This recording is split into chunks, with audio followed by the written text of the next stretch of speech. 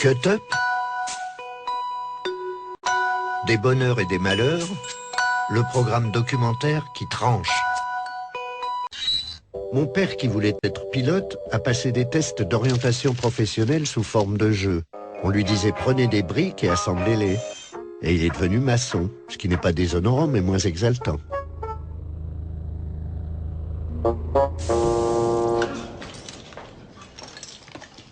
Chacun construit un modèle, son modèle, à partir d'une question que les coachs facilitateurs que nous sommes vont vous donner.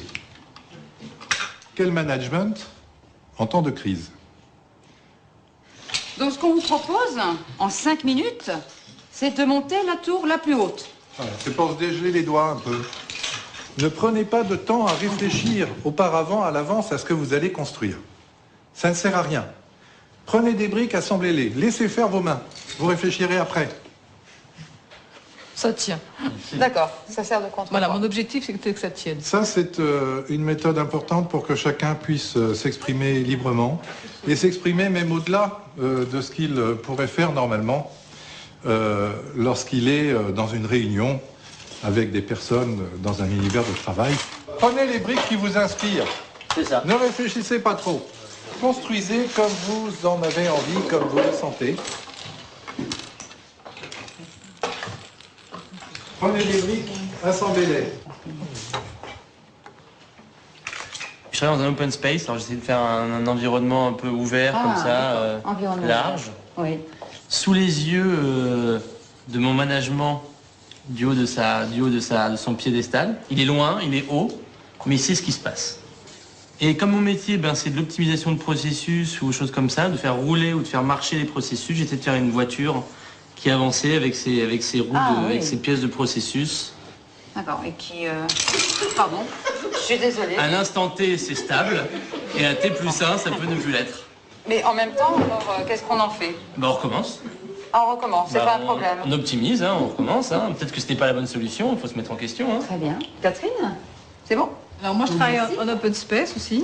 Et donc, je suis là quand j'ai pas de rendez-vous et je suis là quand j'ai des rendez-vous. Parce que je pense à la suite. D'accord. Le nouveau monde, voilà. Pour un nouveau monde. Voilà.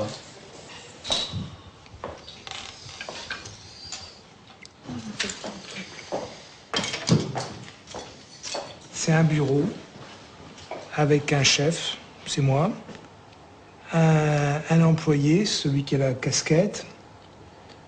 On est en train de discuter d'un projet. Et puis ça représente l'ombre tutélaire d'une hiérarchie ou un Christ sur sa croix.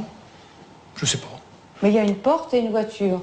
Oui, oui, c'est pour en partir, mais revenir aussi après le déjeuner.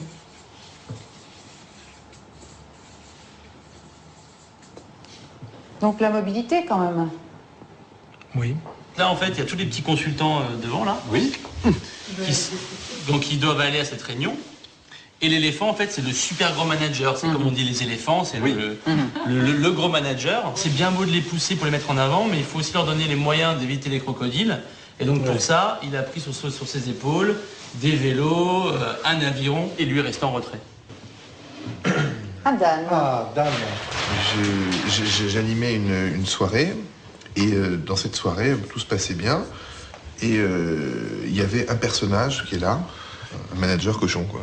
Dans le même temps, il y avait deux responsables de l'entreprise qui observaient la scène. Donc j'avais une pression double qui n'était pas facile à gérer. J'étais pas là pour me faire taper dessus, ni pour me faire déstabiliser. Donc il hissait le pavillon, et puis j'ai sorti le porte-voix, et puis j'ai dit ça va pas se passer comme ça.